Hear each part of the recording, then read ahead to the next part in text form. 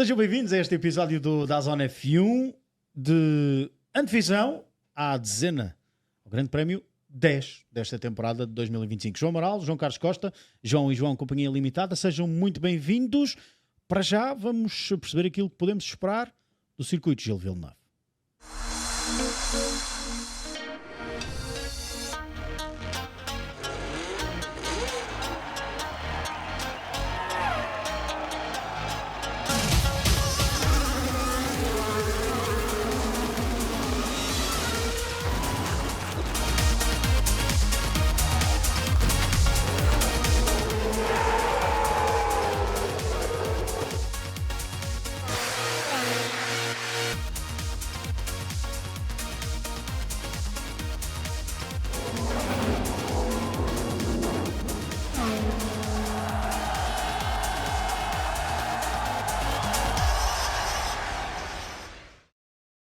Imagens sempre emocionantes do arranque e do Grande Prémio do ano passado.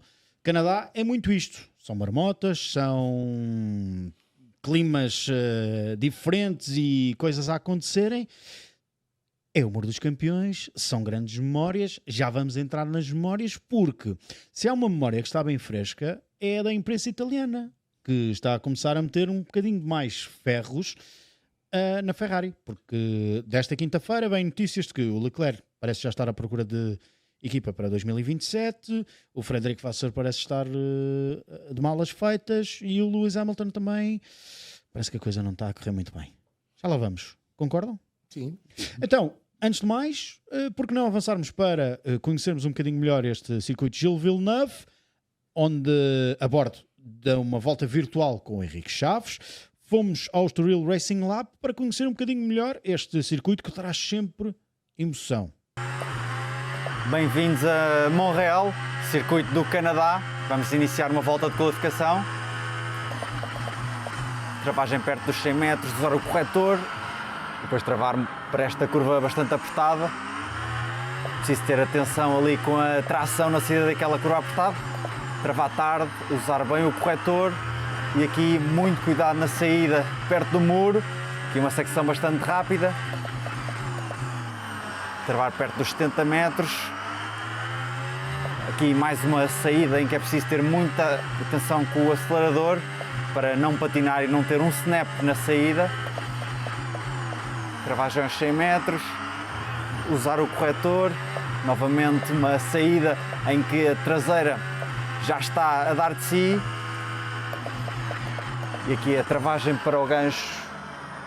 A travagem perto dos 100 metros. Aqui algum patinar na saída, mas é uma curva muito lenta e é preciso sair um bocadinho melhor do que eu saí, com menos patinagem para esta longa reta, uma excelente zona de ultrapassagem. Travagem perto de 100 metros, atacar os corretores e muito cuidado com o muro dos campeões. É preciso atacar bem aqueles corretores e é uma volta a Montreal. Do virtual para o real, há instantes falei sobre aquilo que era o Grande Prémio deste fim de semana para a Ferrari. E é um Grande Prémio que vai ser vencido por um dos pilotos da Ferrari. Sabem porquê? Porque o primeiro foi ganho por um Ferrari. Não, são 3 dados estatísticos.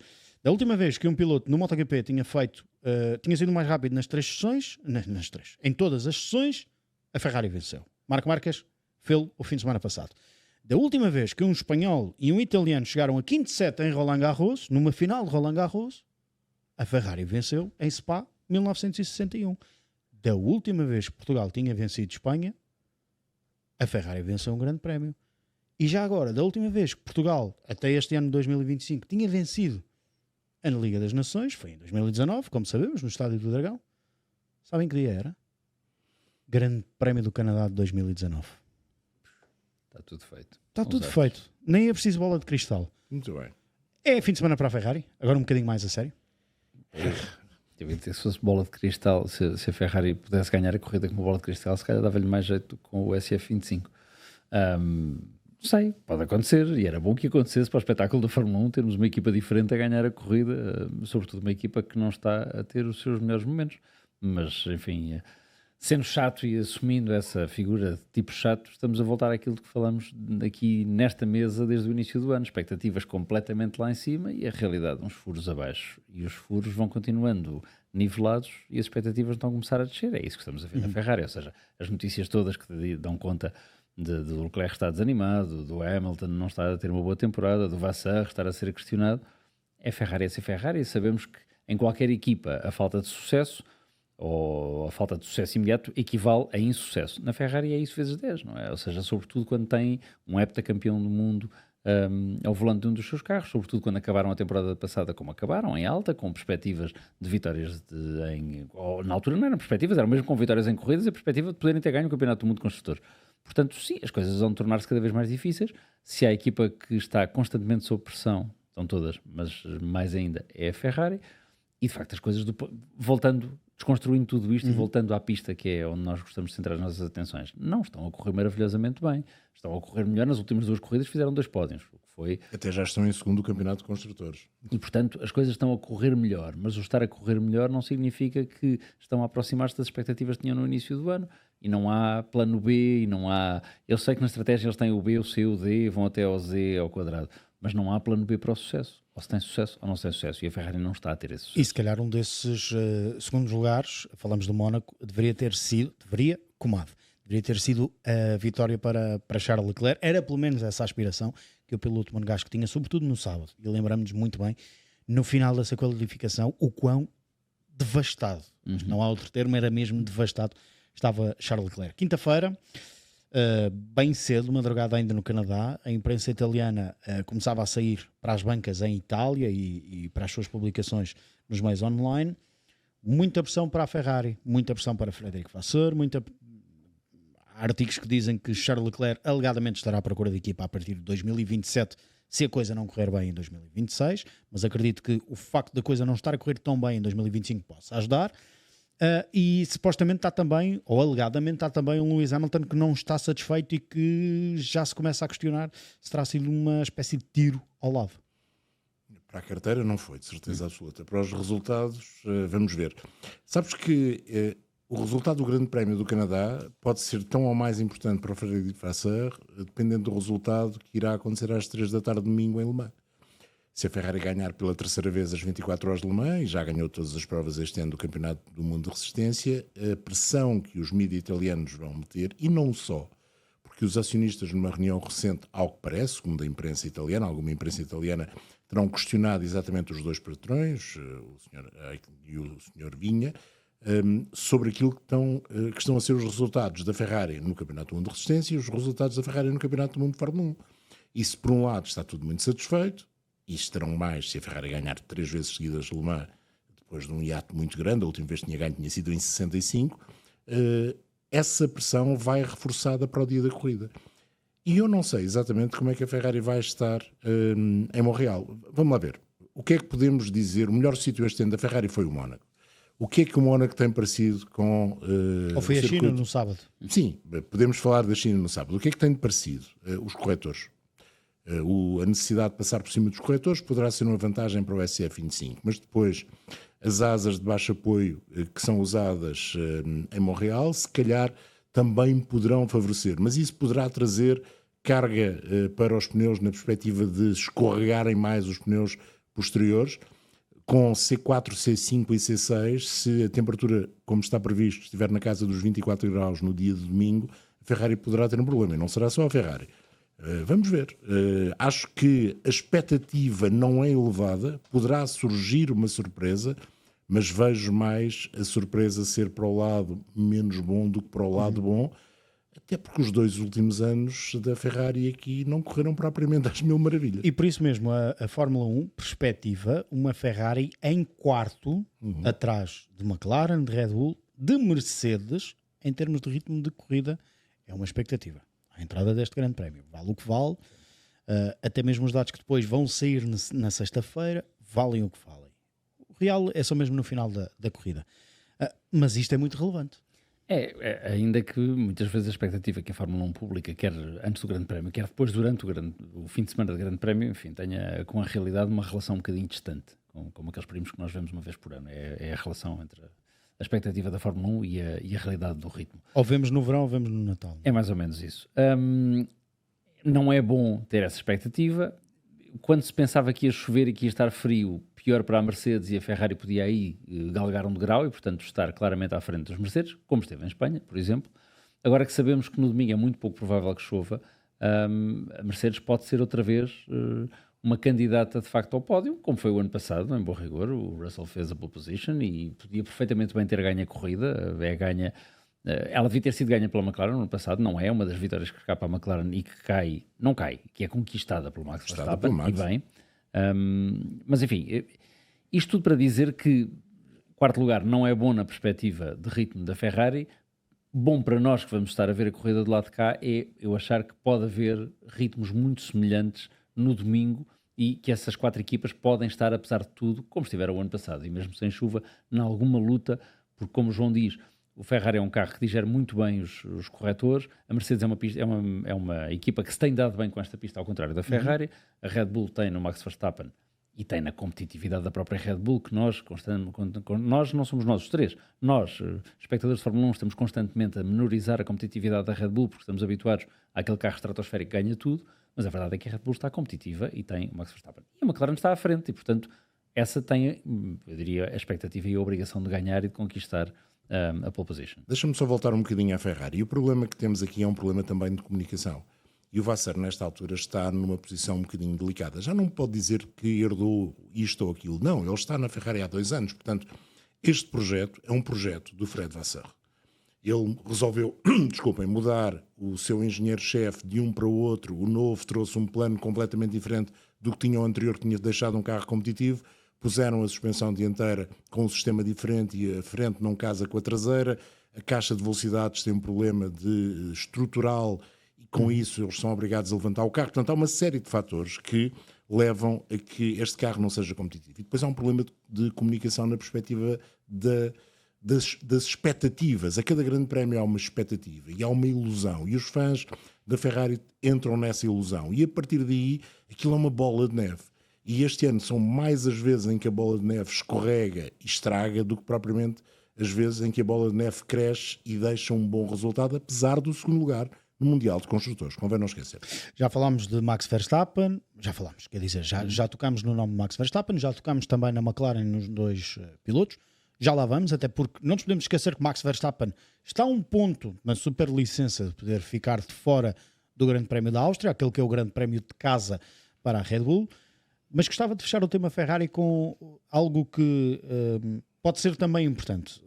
Dizia no lançamento deste episódio que o Canadá são dados, é a história, o Muro dos Campeões, é a imprevisibilidade do clima, são as marmotas, é tudo e mais alguma coisa. Foi aqui em 2007 que um tal de Lewis Hamilton, quando estreante na Fórmula 1, fez a primeira pole position da carreira. Foi aqui em 2007 que um tal de Lewis Hamilton, na altura ao volante do McLaren MP422, venceu o primeiro grande prémio da carreira. Foi aqui também que fez o grande prémio 200 da sua carreira. Pronto. Lançados os dados, João Carlos Costa, isto poderá ajudar alguma coisa ao Lewis Hamilton? Eu sei que se tivesse aqui o Henrique dizia, não, quanto é o parafuso atrás do motor. Também foi o grande prémio onde ele entrou pela traseira de outro carro à saída das boxes. Também é verdade. Portanto, não, e também foi um grande prémio onde ele fez uma pole extraordinária e recebeu um capacete da Fundação Ayrton Senna. Há vários factos que ligam a Hamilton. Este grande prémio poderá ser o primeiro grande prémio onde ele ganha 9 vezes. Há uma série de estatísticas. O problema é que este SF25 não é tão competitivo como ele esperava e, sobretudo, não se adapta tanto àquilo que ele desejava. E a Ferrari teve de se confrontar com uma situação em que tem 2 pilotos que querem 2 carros diferentes. E está a gastar, se calhar, o dobro do dinheiro, é um exagero, mas está a fazer 2 projetos diferentes. E depois há outra coisa que tem sido pouco noticiada, que é a forma como os 2 pilotos transferem, os seus engenheiros, as suas equipas, transferem, digamos que, informação um para o outro. Porque aquilo que um quer do carro, que é uma frente que lhe dê confiança, no caso do Leclerc, e uma traseira que lhe dê mais confiança, no caso de Hamilton, depois não casam em termos de afinações. E tudo isto lá está, outra vez, a bola de neve que vai crescendo e que tem feito mais estragos do que tem dado alegrias aos homens da Ferrari. Vamos às declarações de Charles Leclerc esta quinta-feira no lançamento deste grande prémio, só mesmo para fecharmos o assunto Ferrari. there's always been a lot of rumors around Ferrari, and my job is to ignore them as much as possible. There's always a lot of noise around the team. I've made it clear more than once how much I love the team and how much it's important for me to bring Ferrari back to the top. I don't really mind that the spotlight is not on me doing a good job. It's not always nice to have these kind of rumors around the team. I think we are trying to do the best possible job. I think from outside sometimes the perception is slightly worse than the job we actually do. Yes, we are definitely not happy in the situation we are in at the moment, and we need to do a step forward. However, there's only really McLaren that has found something special. If you look Mercedes and Red Bull, we've kind of done the same steps as them. That's not a justification, and we want more. But yeah, we are just focused on ourselves, and we try to extract all the noise around the team as much as possible. Declarações de Charles Leclerc. Vamos então focar naqueles que são os dois líderes do Mundial de Fórmula 1. Se é que se pode dizer que existem dois, quando só há um. Oscar Piastri e Lando Norris. Ficou claro, mais do que claro, que a rigidez, a pouca flexibilidade da nova diretiva técnica sobre a flexibilidade e a rigidez de asas em Espanha não atrasou a McLaren.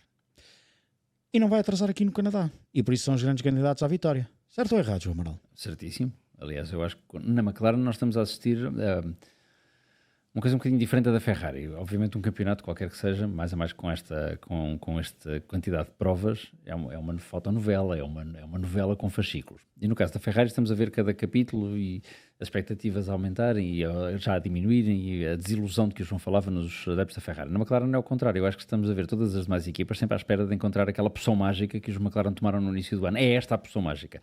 Eram os travões, é a entrada de ar, é a saída de ar, é a temperatura. Eu acho que estão a chegar à dura e crua realidade de perceber que o carro é todo muito bom. Não há uma poção mágica. A poção mágica foi terem feito um carro muito bom, que não fizeram mais a mais de um dia para o outro, fizeram ao longo de temporadas em que as coisas estavam a correr mal. Não foi uma recuperação miraculosa o ano passado, é verdade, mas é estruturada, é compassada, é incremental, não é uma revolução e não é fácil de imitar. E eu acho que as equipas, o Horner tem sido muito vocal nisso, a encontrar e a apontar tudo o que é ilegal, tudo o que o McLaren pode ter de ilegal, e vamos todos percebendo que o McLaren é estruturalmente, de um ponto de vista muito pausado, um muito bom carro em todo o lado. Melhor numas coisas do que noutras, não é um foguetão que está a 4 segundos à frente de todos os outros, mas é um muito bom carro. Menos bom em qualificação, melhor em corrida. Mas qualquer que seja a pista, o carro acaba por sobressair e os pilotos acabam por tirar do carro aquilo que conseguem e por isso têm ganho com alguma facilidade. Disseste muito bem, a diretiva técnica em que toda a gente apostava as fichas não foi essa mudança, esse passar de Rubicão que ia permitir a toda a gente ultrapassar os McLaren. A entrada de ar, de facto, na refrigeração dos travões que depois passava para os pneus não foi essa poção mágica, essa bala de prata que ia permitir a toda a gente ultrapassar os McLaren. Portanto, se calhar está a chegar à altura de percebermos que aquilo, do ponto de vista do produto de engenharia, é muito bom.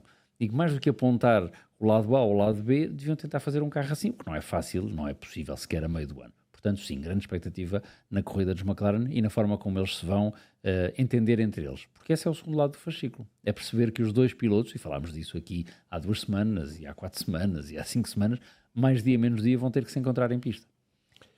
E isso vai acontecer, e quando acontecer vamos ver como é que reagem os dois e como é que mantêm a sanidade que têm tido até agora. E cada um vai contar a sua versão? Eu acho que não.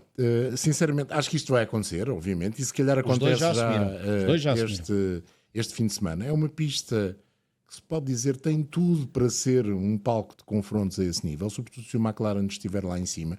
Havia a expectativa de, com a temperatura mais baixa, o McLaren de sofrer um bocadinho, ou seja, ficar menos competitivo daquilo que estávamos à espera, mas o McLaren faz, como o João disse, tudo bem, passa bem os corretores, está bem na gestão dos pneus e vai ser importante a gestão dos pneus, porque a Pirelli decidiu trazer outra vez os C4, os C5 e os C6, portanto vai ser necessário, sobretudo com 24 graus, fazer essa gestão dos pneus, também a forma como os carros gerem, por exemplo, os asfaltos com pouco abrasivos, como é este aqui em Montreal, o facto de ser uma pista que à partida na sexta-feira está virgem e, portanto, os McLaren também aí tiram vantagem, têm boa tração, é um conjunto muito bom.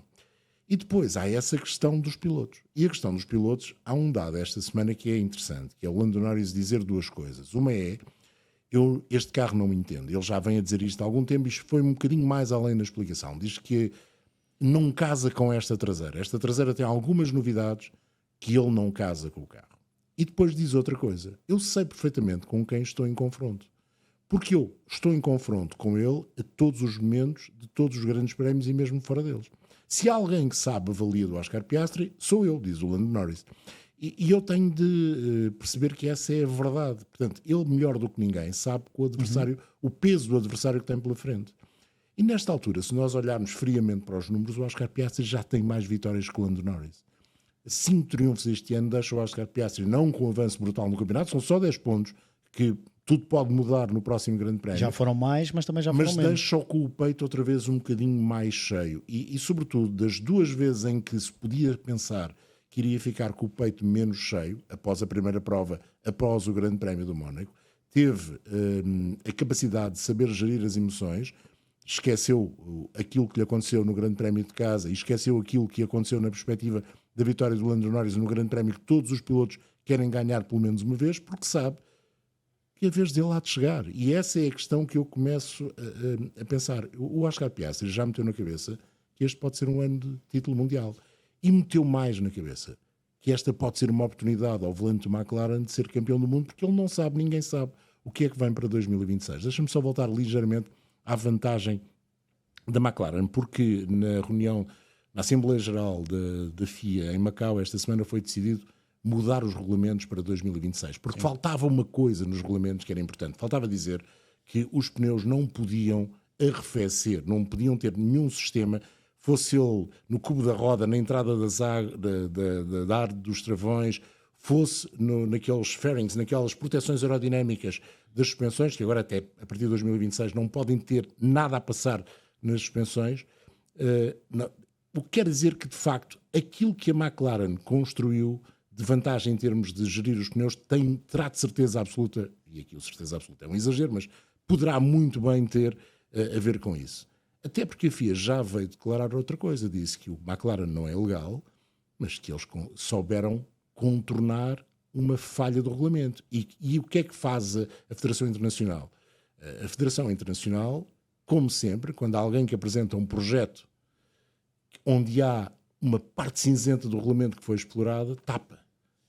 Passa a pôr o regulamento a preto, não é?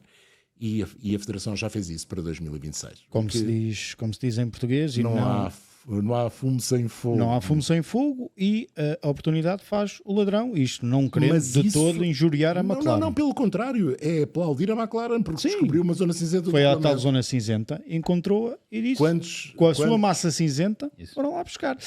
Vamos às perspectivas dos 2 pilotos da McLaren para este fim de semana.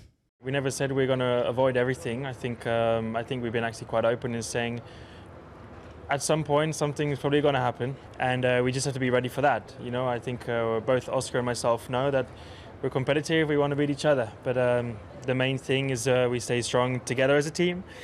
But everything's in the open. You know, everything's obvious. Everything's known between us. We both want to win. We both want to beat each other, but in the end of the day, there can only be one person, and that will be whoever performs the best over the course of the year. So, no, it's definitely not a. I think Andrea said it. It's not it's an if. It's a when, and we'll see when that time comes. But of course, we'll try and avoid everything as much as possible. But it's inevitable that it happens in racing, you know. I think Lando is the main opponent, yes, but I'm not going to rule out Max. You know, the gap is obviously a bit bigger now, but it's not unsurmountable by any stretch of the imagination. So let's see. We're going to keep pushing to try and make our car even faster and make myself even faster. But yeah, I think the main opponent, let's say, is Lando. Perspectivas de Oscar Piastri e também de Lando Norris no lançamento deste grande prémio. Vamos à Red Bull. Vamos a isso. Abrimos a latinha e vamos ganhar um bocadinho de asas. Falaste há instantes do Conselho Mundial da FIA que aconteceu em Macau, terra que conheces muito bem, João Amaral. Onde é que foi? Por acaso sabes? Onde é que foi o quê? No sítio específico. Eu diria que foi mesmo na Península de Macau, não foi na Taipa nem em Coluane, mas enfim, é possível que tenha sido em Coluane, há tanta coisa em Macau nova. Deve ter sido num hotel qualquer. Bom, saiu de lá, agora um bocadinho mais a sério, saiu de lá também licença especial para o Arvid Lindblad, o piloto que é, diz um dos protégés, se é que existe esta palavra, para o Dr. Helmut Marko, no caso de uma eventual suspensão de Max Verstappen. Ora, sabemos que Max Verstappen está a um ponto na superlicença de poder ficar a cuidar da filha no Grande Prémio da Áustria. Depois da Áustria, à chegada à Grã-Bretanha, há pontos que vão perder a validade e por isso Max Verstappen... São só dois, também são não dois, fica assim tão... mas não melhor. estará tão à perna de poder vir a ser suspenso. Por isso, o perigo está mesmo agora, neste Grande Prémio do Canadá. Ora, se Arvid Lindblad tiver que vestir o fato e entrar para um dos carros do universo Red Bull, eu acho que estamos de acordo que não será para substituir Max Verstappen e que há alguém da Racing Bulls que vai lá, se calhar tal de Isaac Adjar, acho que é o mais bem colocado nesta altura, para sentar lá. E a propósito disto, fizeram a pergunta esta quinta-feira a Isaac Adjar. E aqui está a resposta do francês. It's a bit scary, but I wouldn't feel ready. I'm just 9 races in, and it looks to be complicated when I look at Yuki and Liam, who are very quality drivers. So no, I'm not very ready, but I would always be here for the call, that's for sure. As declarações de Isaac Adjar é um misto. Na mesma declaração diz que quero continuar a fazer aqui o meu caminho na Racing Bulls, mas claro, se me chamarem, estou disponível. E a propósito, se não se recordam quais foram os momentos que levaram à retirada de pontos na superlicença de Max Verstappen, deem um saltinho ao DAZN News, onde tem um artigo explicativo dos incidentes nos últimos 12 meses que levam a Max Verstappen a estar à beira da suspensão. Há apenas um ponto disponível, se é que assim poderemos dizer, para Max Verstappen ser penalizado e ficar um grande prémio em casa. Recordamos todos do episódio mais recente de Kevin Magnussen. João, vamos primeiro àquilo que pode ser a perspectiva da Red Bull para este fim de semana. Há uma coisa que é garantida. Com um ponto ou com 12 disponíveis, Max Verstappen vai querer atacar do início ao fim. Essa é a parte maravilhosa do Max Verstappen. É sempre a mesma pessoa. Goste-se do Max Verstappen ou deteste-se do Max Verstappen, não há papéis ali desempenhados, não há figuras, não há personagens. É o que é. E isso é uma garantia de espetáculo para o nosso lado, porque vai dar tudo o que tiver para dar, sempre. E é por isso que ele é tetracampeão do mundo e é por isso que com o carro que tem, apesar de tudo, ainda está a 49 pontos, mas de qualquer maneira ainda vai de vez em quando fazendo ali uma sombra aos McLaren e uma surpresa ganhando uma corrida, fazendo umas poles e por aí fora. Dito isto, espero que não haja incidentes, porque um grande prémio se o Max Verstappen vai ser uma novidade, vai trazer mudança nos pilotos da Red Bull. Aliás, quando fazias toda essa perspectivação, se quiseres, a palavra existe, de que o Adjar pode ser chamado a ir para a Red Bull, eu pensei duas coisas. Uma, para já, dos 4 pilotos que neste momento fazem parte do universo Fórmula 1 da Red Bull, é o único que nunca se sentou num Red Bull, provavelmente. Todos os outros estão ou já estiveram na equipa. Segundo, eu, se fosse o Isaac Adjar, estava a rezar para que ninguém me chamasse para a Red Bull, porque aquilo nos Racing Bulls está a correr lindamente. Eu acho que foi um bocadinho isso que aconteceu no início da declaração dele. Pronto, é isso. E, portanto, eu consigo perceber essa declaração, que ele está a correr bem na equipa em que está, um passo de cada vez, voltamos às mudanças incrementais e não de revolução, e é deixar estar, não estraga, não mexe. Agora, ele não pode dizer outra coisa que não seja, se me chamarem, obviamente eu vou, quer dizer, ele é um empregado da empresa e isso não deixa de ser uma promoção, ainda que às vezes não pareça. Eu acho que a Red Bull... não sei se será Imola, acho que não vai ser Imola, ou seja, termos o Max seja capaz, volta a volta, de lutar com o McLaren, mas se a temperatura não estiver muito elevada, eu também acredito que ele possa ser o segundo carro atrás dos McLaren. Há vários fatores para isso. O único ponto verdadeiramente negativo da Red Bull aqui são os corretores, e já percebemos isso no Mónaco, mas no ano passado o carro também era mau nos corretores e ganhou aqui. Verdade que o facto da pista aliás, o Grande Prémio ter começado com a pista molhada terá ajudado o Max, toda aquela situação inicial ajudou o Max, mas a verdade é que ele fez uma grande corrida. Quem também fez foi, e sobretudo o arranque, foi o Kevin Magnussen. O Kevin 10 Magnussen lugares logo nas 2 primeiras voltas. E com aqueles pneus... Com os pneus full wet. Full wet, aquilo correu muito bem. Foi a primeira vez que vimos os pneus full wet a funcionar a 100%. Portanto... aquela ideia que são maus, mas de vez em quando também funcionam. Mas voltando à Red Bull. Red Bull aqui poderá ter a vantagem com o kit aerodinâmico com menos apoio, está mais perto do McLaren com o kit com mais apoio. Tem a questão dos corretores, vamos ver se será assim ou não. A temperatura mais elevada no domingo pode nos ajudar, mas no sábado a temperatura estará um bocadinho mais baixa. E a forma como a Red Bull tem problemas de pneus a nível do aquecimento tem a ver muito mais com o stress lateral do que com o stress longitudinal. Ou seja, não tem tanto a ver com o apoio em curva, tem mais, tem mais a ver com o apoio em curva do que propriamente com o stress das retas. E aqui o problema é o stress nas retas. Vamos ver. Eu estou curioso para ver como é que o Max Verstappen, logo desde o primeiro dia, está ou não mais perto dos McLaren e depois se consegue, com uma volta canhão na qualificação, andar ali na batalha pela pole position. A corrida são 70 voltas, pode muita coisa acontecer. Gosto muito de vos ouvir, mas também gosto de ouvir o Max Verstappen, por isso vamos às declarações do neerlandês, como fez referência o João Amaral, 4 vezes campeão do mundo. We just focus ahead, try to do the best we can every single time. It's not changing my approach, and I cannot speak for others. No, would it hurt? How much would it hurt if you missed the race? Well, if you look at it, in general, I mean, missing a race is not ideal, but it's not the end of the world. As declarações de Max Verstappen. Ouviste-o antes de ir para cá? Não ouviste. Foi agora mesmo. Mandaste um WhatsApp. Isso. Max Verstappen a dizer aquilo que o João Amaral já tinha dito, que é: não vou mudar a minha abordagem à corrida. E no início falou também um bocadinho sobre aquele episódio no Grande Prémio de Espanha, que valeu a penalização a Max Verstappen, com George Russell na curva número 5, a dizer que refletiu, que se encontraram depois os dois e que na segunda-feira, e depois de falar com George Russell, há então aquela publicação nas redes sociais de Max Verstappen a dizer que não agiu da melhor forma. Num fim de semana em que ele admite: não vou mudar a minha abordagem, quem tem que mudar um bocadinho é o companheiro de equipa. Pois, a coisa não está fácil para o Tsunoda, como nunca esteve normalmente fácil para o companheiro do Max Verstappen nos últimos anos. A exceção, podemos dizer, que foram temporada e meia de Sérgio Pérez, em que conseguiu muitas vezes fazer jogo igual.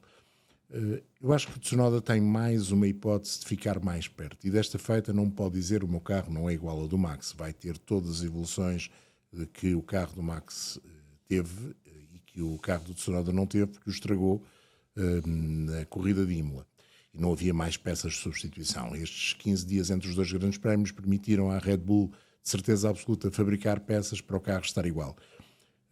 Eu estou convencido que o Tsunoda vai encontrar um dia o caminho das pedras. Ou seja, vai ser capaz de ficar mais perto do Max Verstappen numa qualificação, vai ser capaz de alguma maneira, tentar ajudar o Max Verstappen numa corrida. A minha dúvida é quanto tempo vai demorar. Eu estava convencido que iria demorar menos. Esta situação de Imola para cá poderá ter ajudado a que esse hiato fosse maior, mas... A situação, falas-te... o facto dos dois carros não estarem iguais em termos de configuração aerodinâmica. Vamos ver o que é que o Tsunoda pode fazer aqui. Acho que, lá está, ele tem de ser capaz de fazer. Não por haver o Arvid Lindblad com o peso que isso pode ter nos ombros dos pilotos da Red Bull. Arvind Lindblad é um piloto muito rápido, não tem tido as corridas que se calhar toda a gente pensava que ele seria capaz de fazer na Fórmula 2, mas isso não quer dizer que não chegue à Fórmula 1 e não tenha sucesso. Eu acho que a superlicença especial, porque ele não tem 18 anos e por isso teve de ter uma superlicença especial pedida para a Red Bull, tem mais a ver com a vontade de ter um piloto pronto para exatamente substituir alguém a determinada altura, não tanto por esta situação do Max, mas eles vão pô-lo a rodar num FP1 ou em 2 FP1 de certeza absoluta. E vamos ver se o rapaz que tem pai sueco e mãe indiana terá depois a capacidade para estar ao mais alto. Eu acho que tem, mas... Arvind Lindblad, leva 2 vitórias este ano no Campeonato de Fórmula 2, uma numa corrida sprint, outra, a corrida mais importante, sim, a corrida de domingo, que venceu em Espanha no fim de semana passado. E é preciso dar-lhe a perna, sobretudo para o Yuki Tsunoda. Não que nesta altura o lugar do Yuki esteja em risco, porque acho que a Red Bull percebeu, com a troca do Tsunoda e do Liam Lawson, obrigado, percebeu que poderia ter cometido ali um erro de antecipação e não vão querer cometer o mesmo com o Arvind Lindblad, até porque para o fazerem tinham que dispensar um dos pilotos e não me parece que a Red Bull vá fazer isso. Não está lá obrigatório, portanto esse risco está, enfim, apesar do Dr. Helmut Marko não ser provavelmente um... Já se fala mexidas na Alpine outra vez? enquanto lá estiver o Flávio Briatore vai-se falar todos os dias em mexidas na Alpine. Então deixamos para daqui a pouco. Não me parece que isso seja grande surpresa. Não, tens razão em tudo o que dizes. O Tsunoda, eu acrescentava só uma coisa, o Tsunoda é um dos pilotos que perde nesta tripla jornada que tivemos, é um dos pilotos que sai a perder. Não é o único, nem sei se é o que perde mais. Eu acho que o Antonelli também perde muito, e já iremos à Mercedes. E são dois pilotos à procura de uma redenção, não porque haja um drama em cima dos ombros deles, mas porque precisam dessa redenção. Têm mais talento do que aquilo que têm demonstrado os resultados, têm que ter mais sorte do que têm tido. O Antonelli teve ali 2 golpes de azar grandes em Imola e em Espanha. O Mónaco, a Mercedes, passou ao lado, não apareceu, mas precisam os dois dessa redenção. O Tsunoda claramente, e tem talento para isso, tem cabeça para isso, tem idade para isso. Estou com o João, um dia destes vai acertar tudo, as fichas todas, e portanto faz top 10 de qualificação, faz uma corrida consistente, faz uma corrida capaz e está ali atrás do Max Verstappen. Não parece que isso seja dubitativo. Em relação ao jovem prodígio da Mercedes, vamos ver qual é a equipa que aparece aqui no Canadá. Mercedes, que segundo a Fórmula 1 aparece então em terceira em ritmo de corrida. E vamos ao piloto que mais tem pontuado esta temporada para a Mercedes. Falamos do britânico George Russell. I prefer to under-promise and over-deliver, but there's definitely a theme that we perform well when the conditions are colder and the weather. I'm in my hoodie, so I'm getting in the spirit. I hope we can have a good weekend.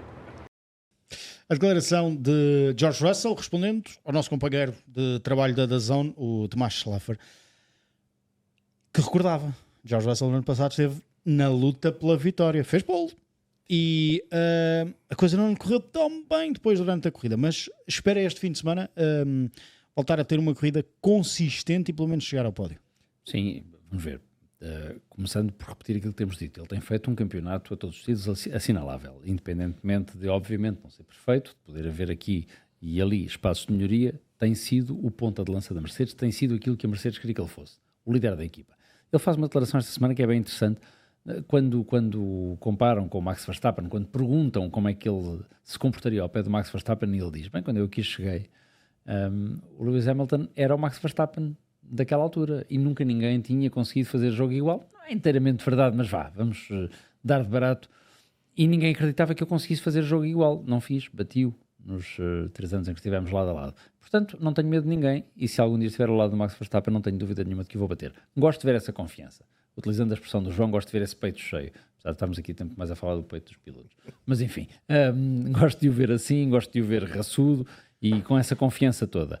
Resta saber qual é a Mercedes que aparece, porque a Mercedes tem tido grandes flutuações de forma neste campeonato e passou nesta tripla jornada, voltando a utilizar a expressão, por algumas dificuldades. Portanto, se a Mercedes que aparecer for a mesma que apareceu no Canadá o ano passado ou que apareceu este ano noutras corridas, lindamente para o Russell e para o Antonelli. Se for a Mercedes que apareceu no Mónaco, quer dizer, aquilo foi difícil de entender, bem sei que é um circuito muito específico, mas não é aquilo que estamos à espera de ver numa equipa como a Mercedes, mesmo com as dificuldades que tem tido nesta geração de carros com efeito de solo.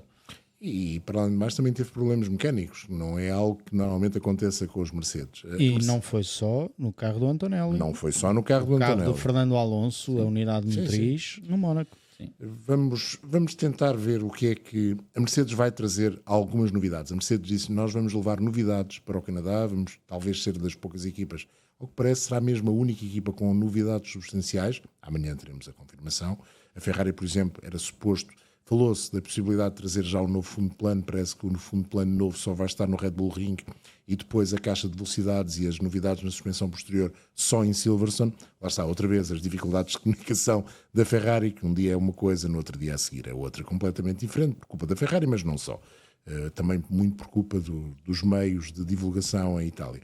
Mas voltando à Mercedes, essas novidades poderão permitir que o carro seja mais fiável e mais rápido. O George Russell estava muito confiante, como ouvimos, nas temperaturas terem baixado e, pelos vistos, não será assim tão verdade para o dia do domingo. É uma incógnita. Acho que a Mercedes volta a ser a incógnita nas 4 equipas de topo.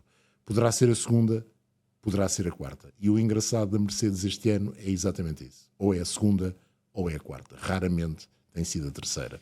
E isso poderá demonstrar que é um carro que não está à vontade em todos os circuitos e que depende muito da temperatura, do tipo de pista, do tipo de asas que usa e de outro fator que já vimos a Mercedes este ano mudar muitas vezes, que é a refrigeração ou arrefecimento do motor e a capacidade de tirar temperatura dentro do capô motor. Esse poderá ser um problema para a Mercedes este ano, em termos aerodinâmicos e também em termos de fiabilidade. Eu sei que ainda não estamos na silly season, quer dizer, vamos vivendo com o Flávio Liberatório, como tu dizias há pouco, vamos sempre vivendo a silly season. Fica para daqui a 3 semanas a renovação de George Russell, quando chegarmos com poupa e circunstância a Silverstone. É possível, enfim. Acho que já deu provas. Não tenho dúvida disso. A questão Sim, é sempre a mesma. Dúvidas. Sim, e a Mercedes não a terá. A questão será sempre a de saber se a Mercedes consegue pescar um peixe maior. Eu acho que francamente difícil neste momento apostar as fichas num peixe maior que seria um Max Verstappen. Eu ia dizer que era um Franz Hermann. Sim, pode ser um Acho Franz que Hermann. A roupa e o merchandising Franz Hermann tem vendido com um pãezinho. Um pãezinho. Que estranho. Mas sobre a renovação, eu não sei se é só isso. Eu não sei se a demora na renovação do George Russell não teve a ver com a vontade do Toto Wolff em ter no Kimi Antonelli o novo Max Verstappen. E se o Kimi tem demonstrado logo a partir do primeiro grande prémio, não é que ele tenha feito más corridas, pelo contrário, tem feito boas corridas, as últimas não correram tão bem, mas se o Toto Wolff tivesse, digamos, a certeza que o Kimi Antonelli podia assumir a posição de piloto número 1, não sei se a vida do George Russell seria tão facilitada quanto isso. Vamos ver. Acho que vai renovar. Sinceramente, acho.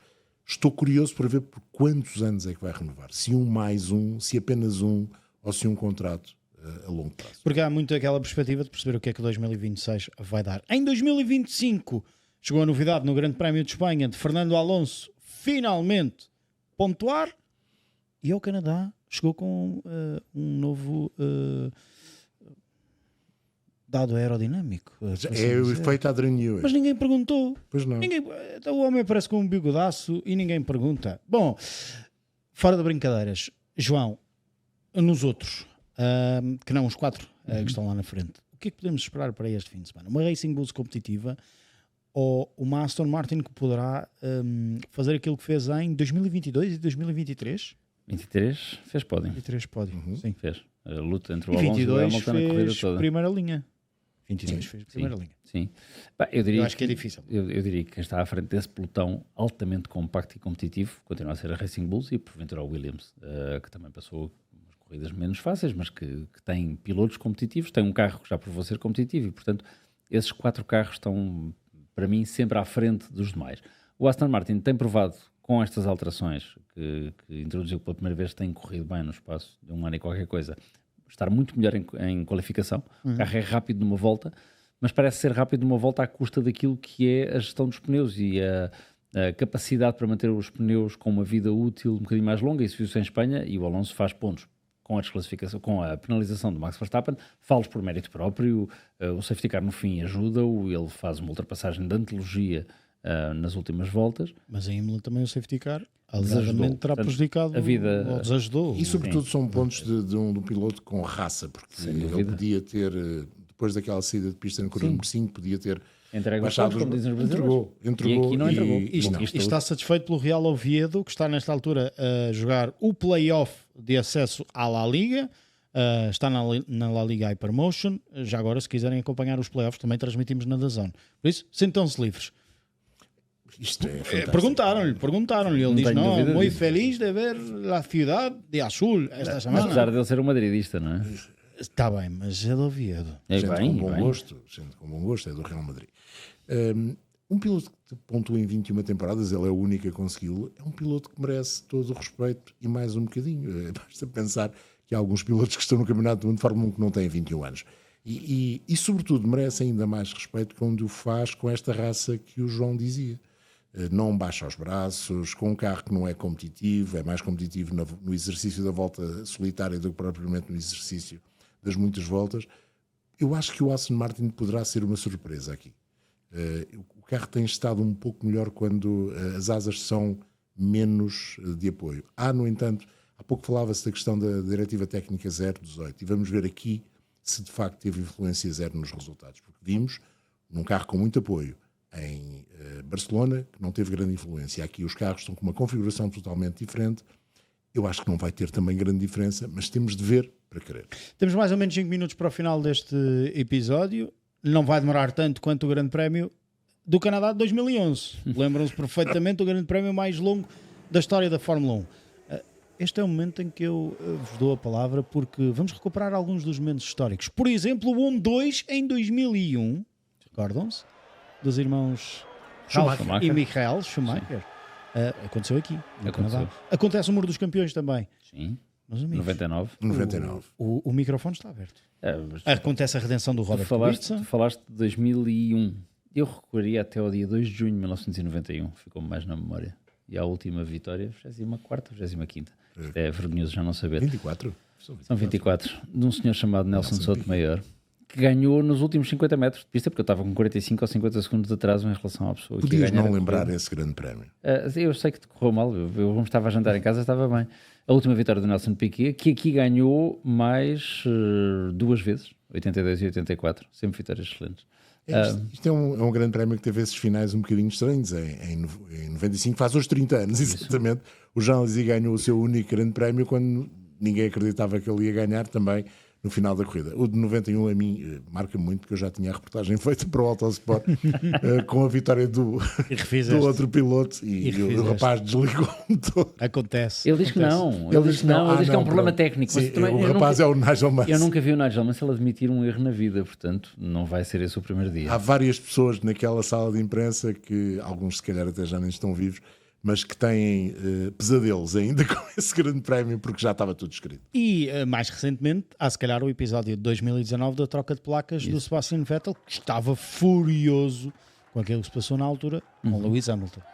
Não estava furioso com o Lewis Hamilton, ele estava furioso com quem decidiu que ele devia ser penalizado. Ele acha que manter o carro onde manteve não prejudicou o Hamilton e era a corrida. Eu acho que houve ali algum exagero na penalização, de facto. E é engraçado que foi...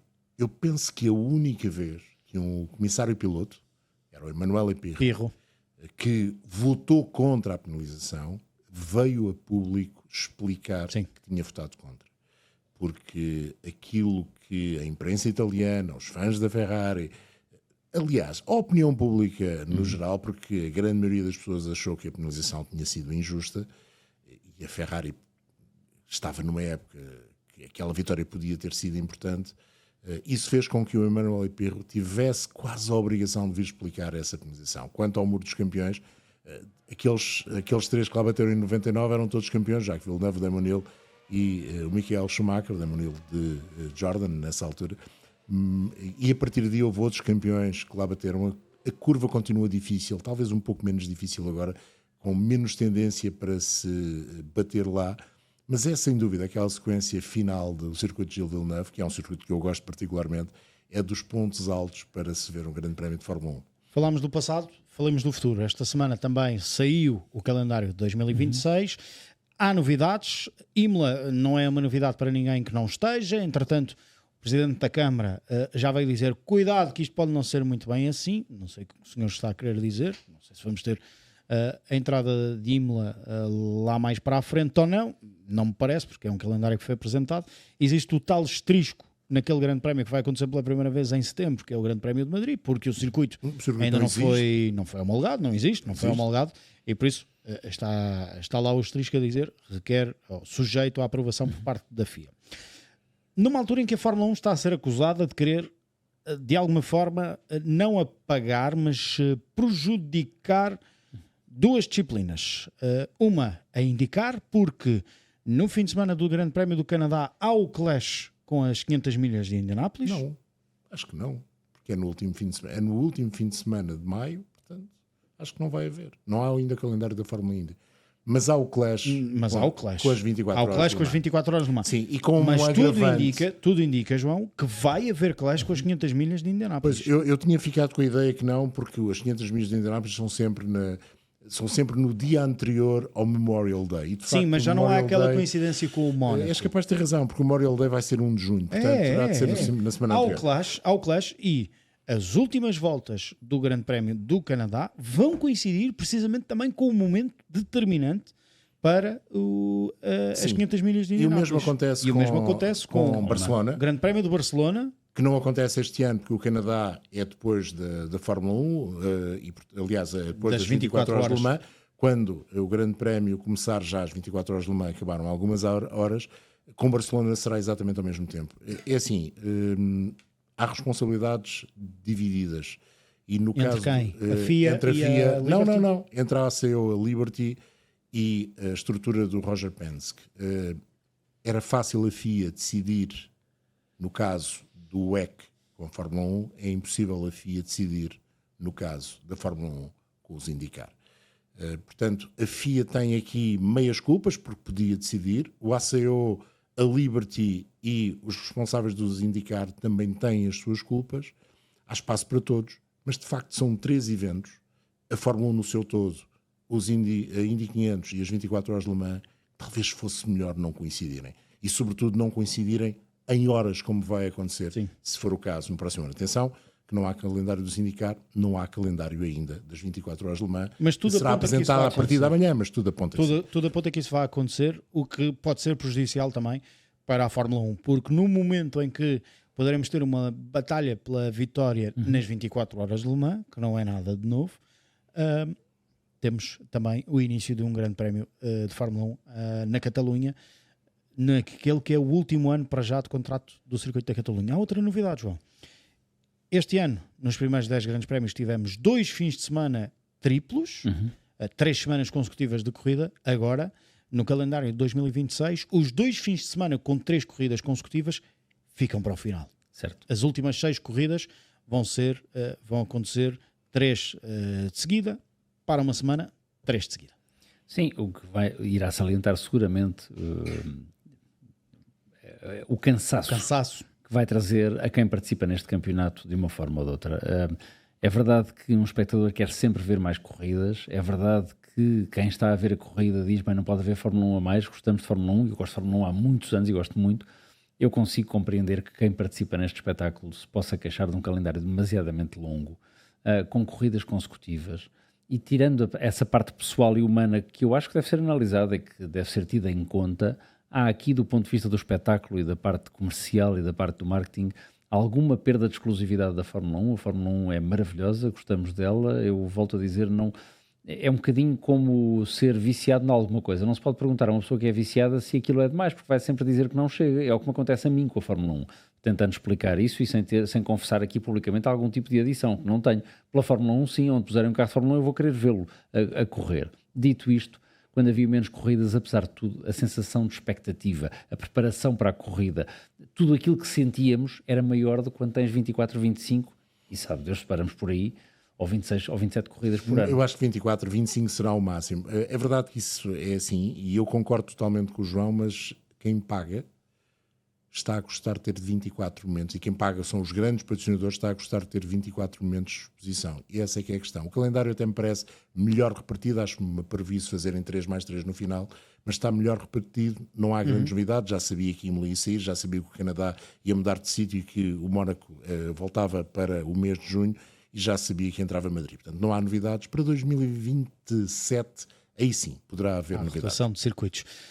João e João, foi um gosto ter estado na vossa companhia, na antevisão a este Grande Prémio do Canadá. Fim de semana de Fórmula 1, mas também da F1 Academy. Num fim de semana em que a F1 Academy, tal como aconteceu em Miami, volta a ter 3 corridas neste fim de semana. São os 2 circuitos onde se correm 3 corridas da F1 Academy, para seguir também, obviamente, de fio a pavio na DAZN. DAZN, o broadcaster mundial do FIFA Club World Cup. E atenção, que há um rigoroso exclusivo da DAZN, todos os jogos para seguir na plataforma, na aplicação da DAZN, disponível para um sem número de dispositivos. Este fim de semana, estreia do Futebol Clube do Porto frente ao Palmeiras, domingo às 11 da noite, emissão especial na DAZN a partir das 10 da noite. E atenção também, porque na segunda-feira, à mesma hora, ou seja, às 10 da noite, emissão especial para acompanhar o Boca Juniors, Sport Lisboa e Benfica, são os 2 representantes de Portugal neste FIFA Club World Cup. Para seguir de fio a pavio, em direto ou on demand, na aplicação da DAZN ou em dazn.com. Foi um gosto ter estado na vossa companhia. Já sabem, ao longo do fim de semana, há muita e boa Fórmula 1 para assistir na DAZN. Um abraço.